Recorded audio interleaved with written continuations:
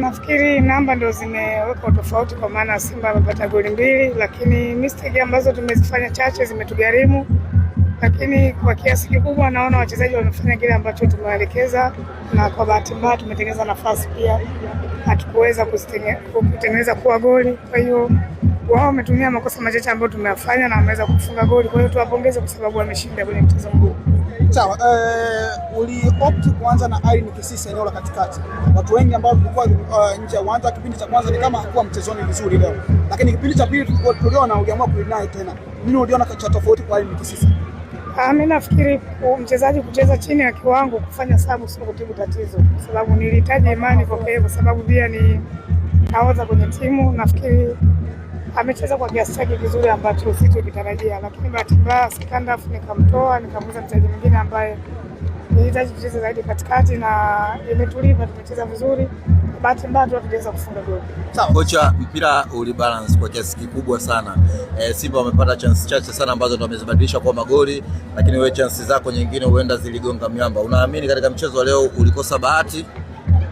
Naweza kusema hivyo, lakini ni mechi ambayo ilikuwa imebalance kwa pande zote mbili, kwa maana sisi tumecheza vizuri, pia Simba amecheza vizuri. Tofauti nimesema ni kwa sababu wao wametumia nafasi ya kuweza kushinda. Kwa hiyo cha muhimu hapa ni kuacha hiki ambacho kimetokea na kuona kwamba kwanza performance ya timu ilikuwa nzuri. Tujipange kwa ajili ya mechi ambazo zinafuata, kwa sababu ligi ni kama marathon, tuna nafasi nyingine ya kujiuliza kwenye mechi zijazo, ili tuiache tuende kujiandaa kwa ajili ya mechi nyingine. Mgosi na wachezaji wake bwana wamekuja kukutambia hapa, wamefurahi sana na bado mpaka sasa hivi wanasherekea.